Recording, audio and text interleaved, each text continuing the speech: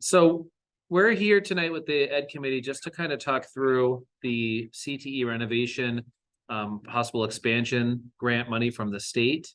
So the last Education Committee, we gave a very, very brief outline just to kind of get a sense of how we should best approach this.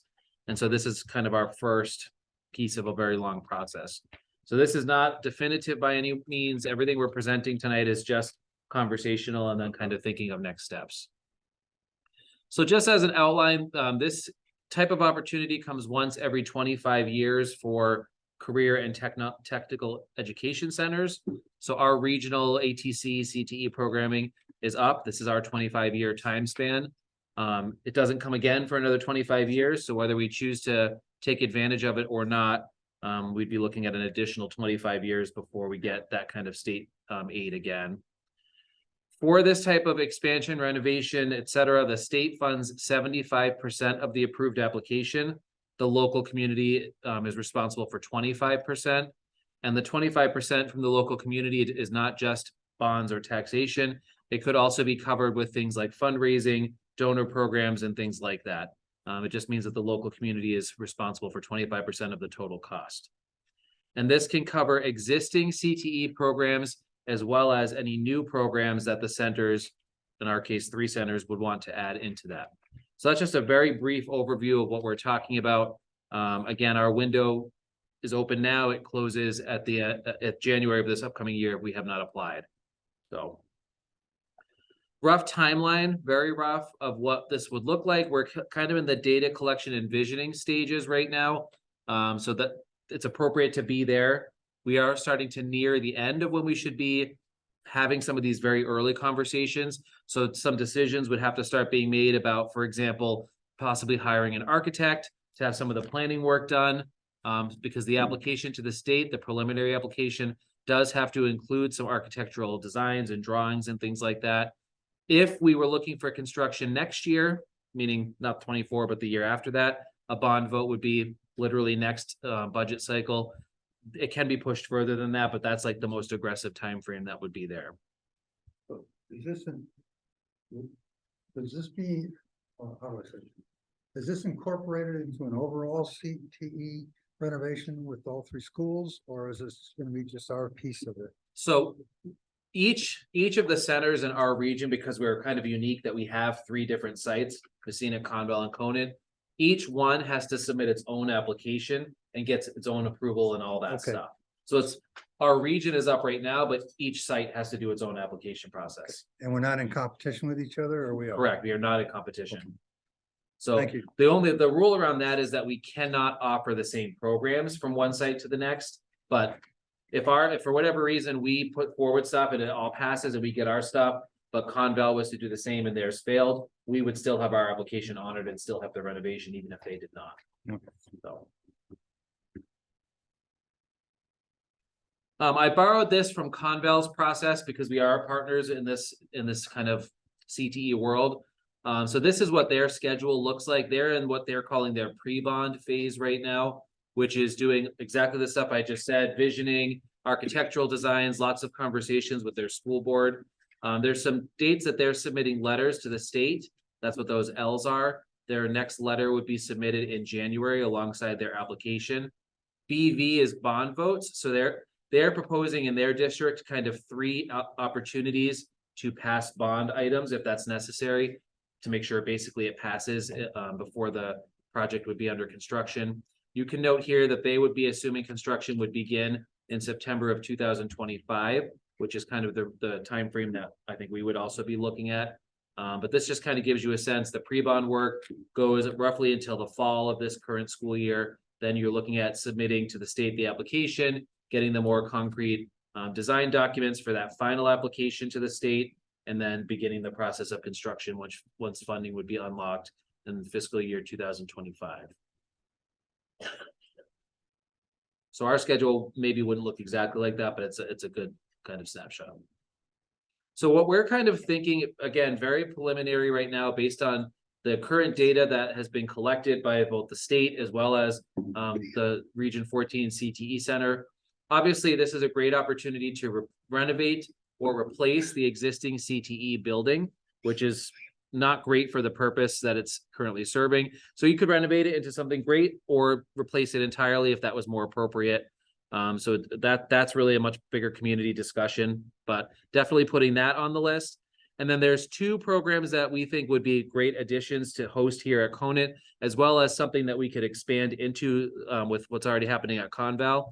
We would like to look at Culinary Arts and Cosmetology as two Conant High School hosted programs, and then linking with some existing Conval pieces to finish out the forensics public safety track, hosting some of those courses with our existing science curriculum here at Conant. So I'll talk a little bit more about each of those, starting with, oh, sorry, one more quick slide on the conversation of renovate versus replace. When we look at our CTE building, what we're kind of looking at is there's three options, but the third one is kind of similar to the first two. If we just renovated the existing footprint, obviously that's the lowest cost option for the current CTE building, and you could repurpose the existing footprint. A concern there is the second floor of that building, which obviously has a very strange roof line, and there's not as much access to the space as we would like. So the second floor is a lot smaller than the first, and some of the ability to have that space work is just really restricted. So you could also look at entirely replacing that building, taking it down and rebuilding something else there that's a better, maybe 2-floor structure. And from our perspective, that would allow us to do a lot more with the space than just renovating the exact footprint we have now. And the third option could be a kind of a combination, renovating the existing space. And if we do add programs, that might become our cosmetology and culinary space, and then maybe build a new space on the school for the trades that's more appropriate, more accessible. So this is just a very quick capturing again of some early thoughts. So I've asked Mrs. Baker, school counseling director, to kind of dig into why we ended up at cosmetology, forensics, and culinary. So we have the opportunity to meet as a collaborative team with Messinic every quarter, I think, to come together to talk about programs, to talk about what's happening in our schools. And cosmetology has been a topic of many of those meetings. Last year, we sent a learner to Keene for cosmetology. We had 2 other learners that were interested in cosmetology, but it's a distance. It will take about a half day between being in the program and then the travel back and forth. And we don't have a bus. We rely on learners transporting themselves.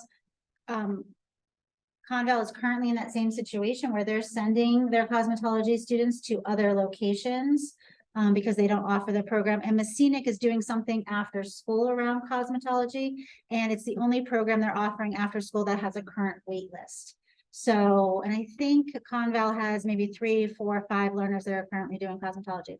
So when they heard that that was a program we were interested in exploring, talking about, they were very interested. They said that they feel like they could help fill the program. They were excited to bring that program online. It also supports the integration of business courses. We have many learners that are currently going over to Conval now for their business program, and we're always in constant conversation. We happened to do a field trip over there with all of our 7th and 8th graders today. So I was talking with the business teacher about how we can collaborate more, like even with the school store, if we have a cosmetology program, how those learners could come back and support the cosmetology program here.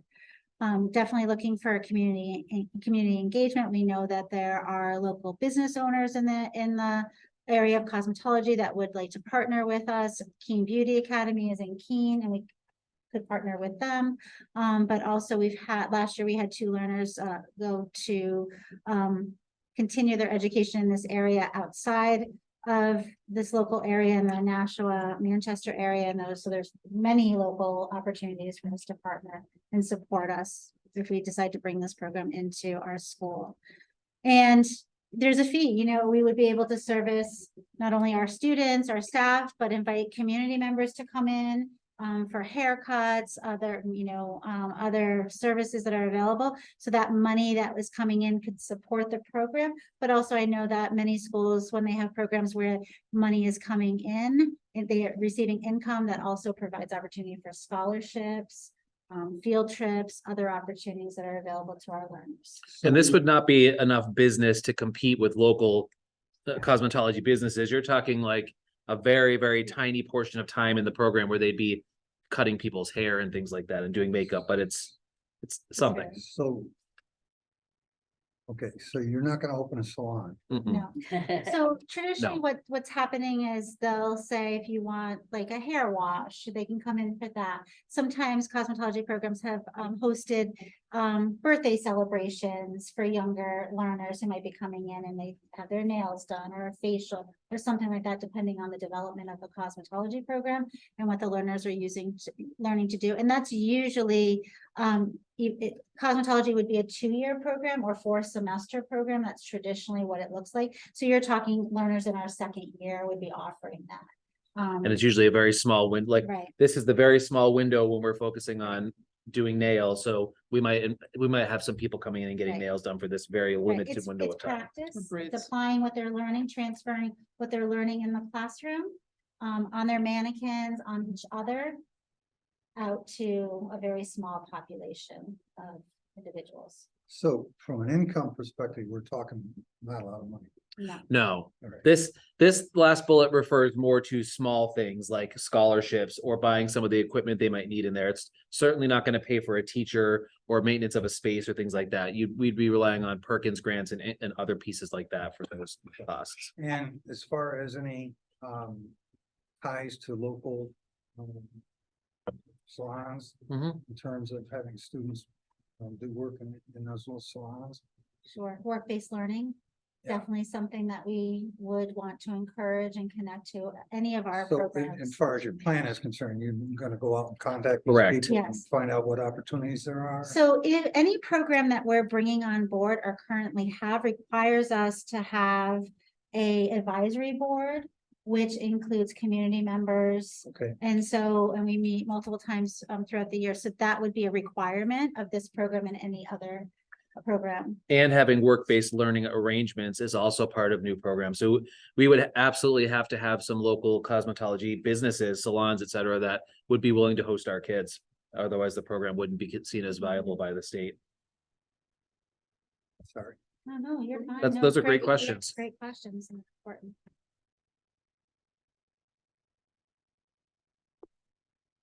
And then, so Heather Schulman and I had the opportunity to go to visit Rochester, Spalding High School in Rochester and visit their CTE center, which had recently completed their renovation, and it was amazing. And one of the programs that we got to visit was they called it the Criminal Justice Program. And as we were talking to the teacher and the director of the Career Center, we started saying, we have some of these similar classes, like some of this this program is already in place here at Conant High School. And then when we came back and we were talking with Jen Kiley, the director at Conval, and sharing our excitement about being able to visit and the things we might want to bring back to our school.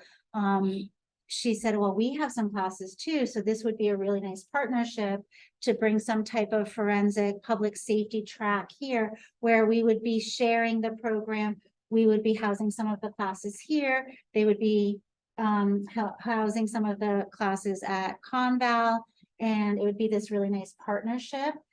It would be kind of building on our existing courses like forensic science, DNA. They have firefighting and EMT. So working together to figure out what the track would look like, who's offering what courses, but it would be a really nice partnership for all of our learners. And there definitely was a lot of excitement in that. And a lot of what we need is already kind of in place at kind of a foundational level, and we would have to build off of that.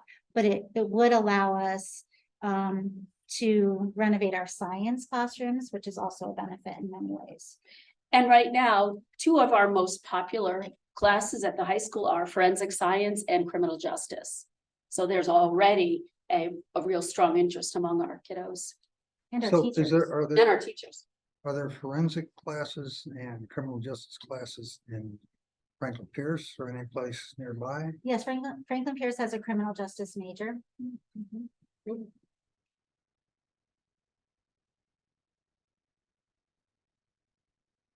And I think the last one Yep. is the Culinary Arts. This is the real exciting. Yeah, so the next slide is going to talk about the labor market in the next, up and through 2026. And really, we see the most need in the culinary arts. I mean, it's a big umbrella.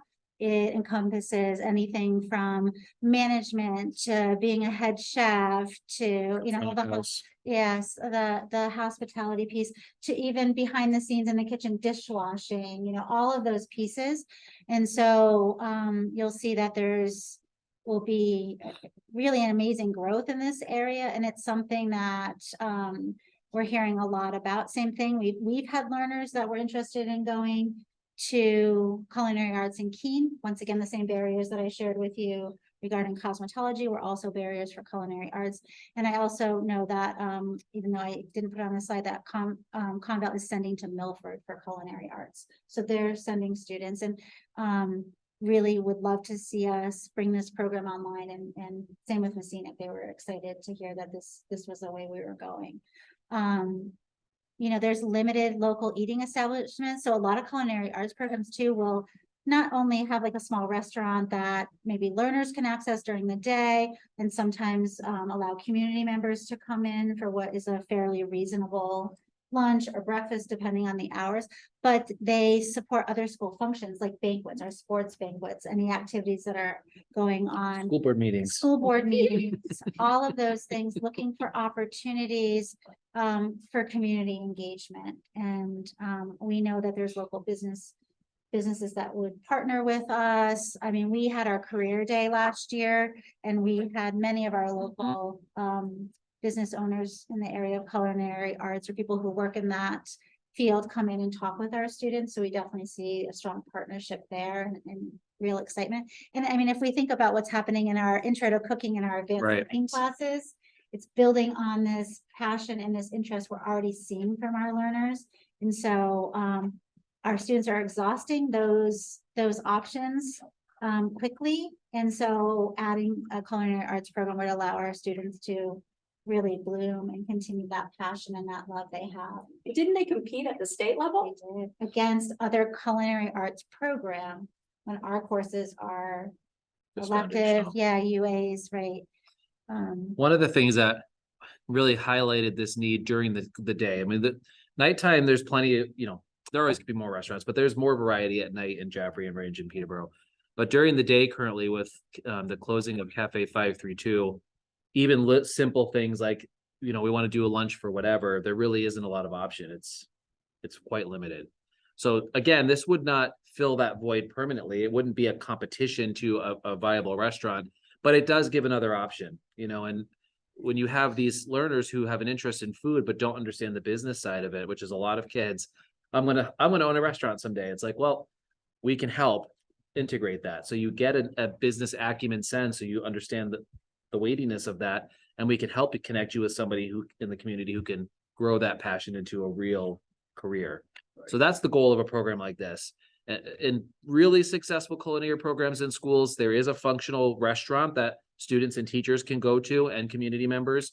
But the bigger piece is the catering kind of sides of it, the business management side of it. Those are the pieces that kids really end up doing more with, and that ends up having a bigger impact. So. And I think what we really want is our learners upon graduation to be able to walk right into a career path or college path. But if they're going to be looking into a culinary career, we want them to have the most skills so that they're competitive in the job market upon our graduation. We're constantly thinking about, what do our learners need to graduate with? What skills?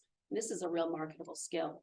It is. There's a lot of help wanted signs out. Absolutely. And I think in the restaurant business, it's really difficult because at least half of them don't make it. Right. So because they don't have the business acumen. Right.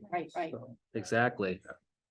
And I think with bringing all of these programs online is, you know, our message to our learners are we want them to be engaged here. We don't want them to feel like they have to leave. Right.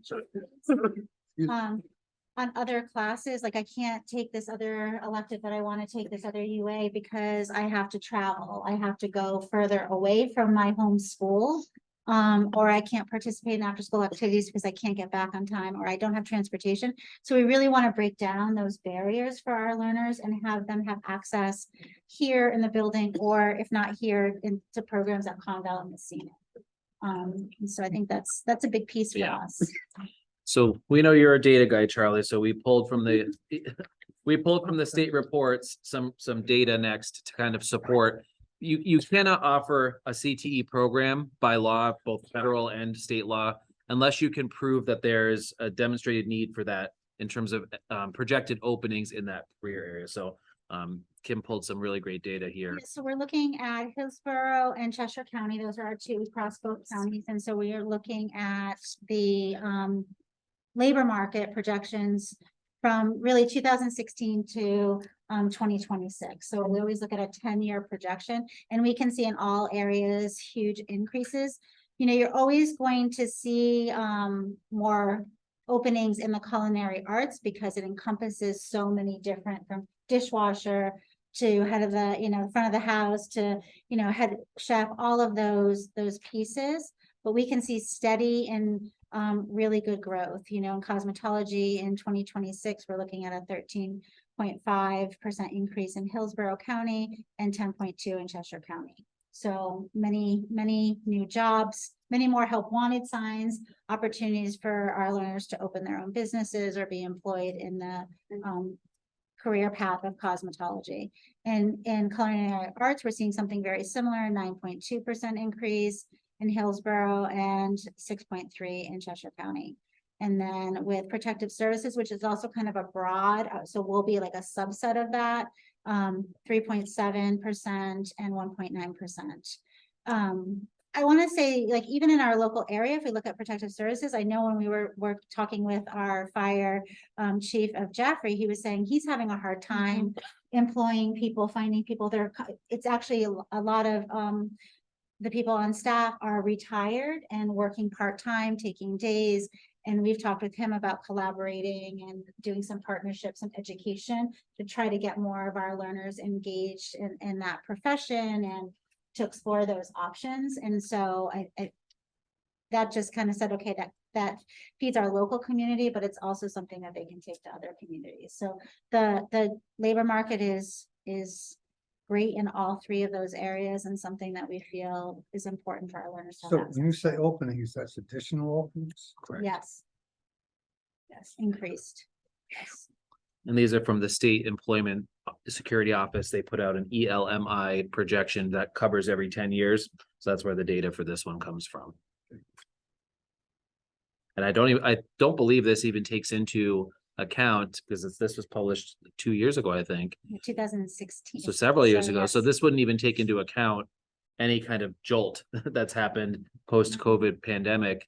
You know, these numbers may even be higher. I don't have any way of knowing that until the next 10-year report comes out in 2026.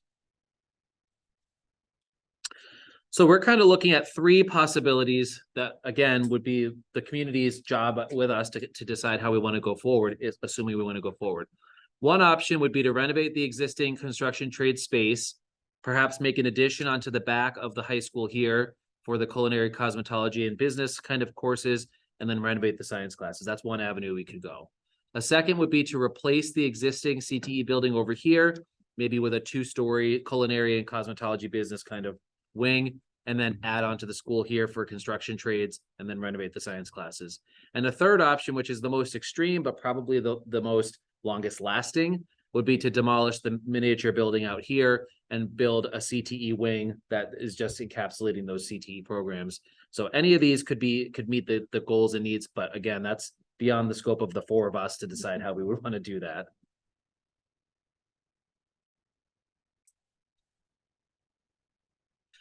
So the next couple of slides that Heather and Rachel will be presenting focus around another survey that was done by the Region 14 ATC Center in Conval, which was just surveying Conval, Messinic, and Conant sort of districts in terms of their vision for the future of their CTE programming.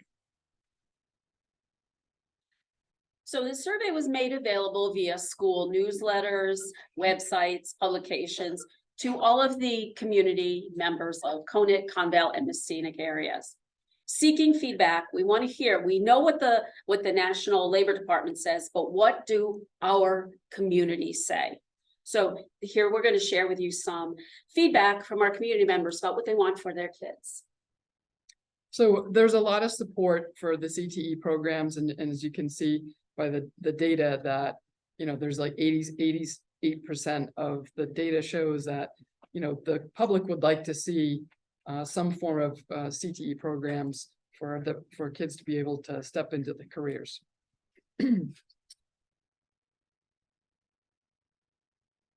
One of the questions asked, which programs would you like us to increase or add? And wonderfully, we are, as a collaborative CTE center with the other two school districts, we're going to be able to offer many of these things, hopefully.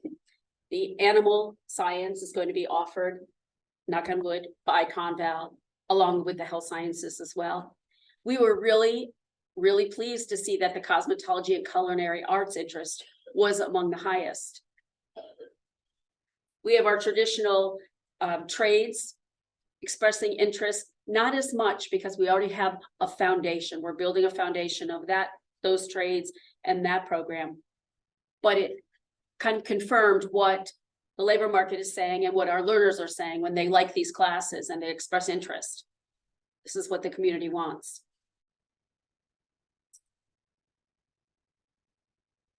And then also, one of the questions, what changes would you like to see made? And I think there's just a consistent theme, which is we kind of already touched on more programs, more access, more opportunities. One of the things down at the bottom, it talks about, you know, scheduling is difficult, travel is difficult, not wanting to leave the building, not wanting it to impact enrollment in other classes. Another thing that's mentioned here, which I can touch on, is earning college credit. Many of the CTE programs either are seen as running start, where learners are earning credits that way, or we can form what we call articulation agreements with colleges, where after 2 years, a learner might earn up to 12 credits from Nashua Community College or River Valley or Franklin Pierce or Southern New Hampshire, or whatever that articulation agreement is. So many learners can walk away with some college credit, which is always a benefit and wonderful and saves families a lot of money. So this was just a way to get some more information about what our learners and families want. As I said earlier in the previous slides, that there is a lot of support for moving forward and doing some renovations so that our kids have the opportunities. I think when you look at all the information that has been presented thus far, there's a lot of need out there, but also I want to, you know, a lot of people just like, give me more. I think Heather, you summed it up. Give me more. And how can we be building something here in our community so the kids are not spending a lot of time traveling back and forth, and that benefits the community as well. So this last piece of our presentation is just talking about, there it is, what we would see as the next steps to move the process along. We believe, and this is part of what we want to meet with this education committee about, we believe that the school board itself should have the similar kind of presentation to even make sure that there's an appetite to move forward. And if the decision of the school board is, you know, we're going to pass this window, you know, that's it. That's enough, that we know that we can stop kind of moving forward with that. Assuming the school board has questions and receives the presentation and decides they want to move forward, the next step would be to decide upon and then start the application process for any additional programs. We obviously don't want to draw up any sort of longer term plans for space if we don't know what our programs are going to look like. So that would be the second item, reaching consensus, maybe getting some more data, and then having the school board look at and approve any additional programs so we can apply for those. An architect, you know, kind of hand in hand with number 2, but again, we'd need some direction from number 2, would need to be hired to draw up plans that could be submitted alongside an application. We believe that community forums and additional surveys would be really important. A decision about a once in a 25-year window of time investment into a school is not something that current administrators should be tasked with making on their own. I think that's a community discussion, community decision, getting a ton of feedback and input from folks and making sure that whatever moves forward after number 4 is really fleshed out with all aspects of the community. Number 5, after again, some of these would obviously overlap, but we want to make sure that we're soliciting some business involvement and community involvement with possibly making donations. For example, if we have programs here that, or at Conval or whatever, that support specific industry, soliciting some input from that industry and some donation makes sense. And in some CTE centers, whole wings of the center are named after large donations made by larger corporations that may benefit. We could certainly look at some of those pieces. The board would need to approve the preliminary application before it's submitted to the state. So that's, hopefully by January timeframe, we'd be able to do that because that's when the preliminary application is due. The application is not binding at that time. It's always contingent on funding from the local community, but there is a deadline for the state to receive that preliminary application and give it feedback. Then we'd submit the application. At that point, we'd be looking at timetables for any bond that would need to be done. So those would be the last couple of steps before the work really started. And I know that there has been some discussion in this budget cycle about a bond to include other types of renovations and things like that. I don't believe there's any barrier from the state's lens of including that in a bond like this. Their requirement is simply that the community fund 25%. So the timing could actually be ideal for a larger conversation anyways, if there's already going to be looking at some work getting done. But so anyway, that's kind of our view of what the next steps would look like. So architect, do we have funding in the budget for that? I don't believe so. I believe that that's one of those conversations that Ruben would So have to when look we at. approach the board, one of the things we're gonna wanna know is cost. Mhm. And I know a lot of it is your time, but if there's other things that are involved that would require funding, we wanna make sure that we have that in. Okay,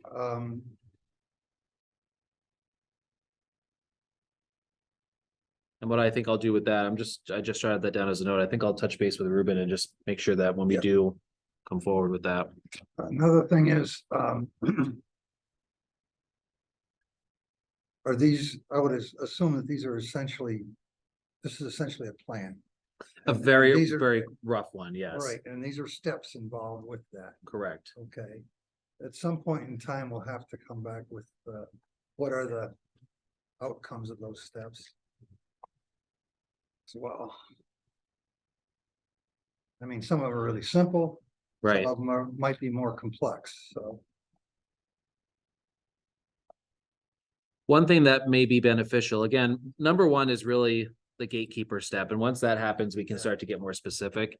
But I know that one thing that Conval has done is pull together essentially a CTE renovation committee of community members and administrators and students and all. I think that to me, after step one is like 1A, doing that, Yeah. because then that committee can start to flesh out those pieces a lot more detailed and take responsibility for moving that forward with the community. So I would include that as maybe like a 1A kind of step. Okay, sounds good. I just think that we ought to have more courses like horsemanship and So horticulture types of courses are not currently offered at any of the 3 sites, and the data is a little bit rougher for that, but it's certainly in this area is something to look into. We have the anecdotal data with all the Correct. landscaping companies and Right. such. Yeah, absolutely. The ELMI data just wasn't quite as clear on that, but so you joke, but you never know. I was joking. Serves me right. Okay. Anybody have any questions? Daisy, do you have any questions or anything? Nope, I'm good. All right. Well, that's a good presentation and I think it's, I don't think the board will have much objection to, because it's very, very positive in terms of the opportunity presented. But until you start attaching Mhm. Right, some of the other things to it, right. Yep. right? But I mean, initially, it's a good presentation. So would you say, Charlie, doing some of that additional, getting some of those costs at the initial stage, and then being a little more clear about fleshing it out with maybe a committee? Otherwise, you'd say this is a decent presentation to move forward to the board with and Yeah, Kind of because that what same- you really want is you want to approval of concept, correct. right? And I don't think you'll have difficulty, getting the concept approved. It's only when that rubber meets the road that, people Right. start balking, so. And the more prepared and involved, I think the Exactly. community is, I think the more success we'll have with that. Okay. Well, we appreciate it. Appreciate the time. Thank you. So you guys, is there anything else on the agenda? Nope, this was it for this meeting this week. And so my assumption is next month we're back to kind of the normal Right. calendar. Yep. And I'm still working on 2 possible agenda areas, so I'm not gonna say tonight, but one of them may be a student services item and or another elementary item. So you'll probably have a break from seeing this group for a little while. but- Well, thank you very much. Thank you. Very informative. Excellent. And I will send a copy of this presentation to you, Charlie, to Daisy and to Kim. So you have it as well. Great, thank you. All right. Have a good one.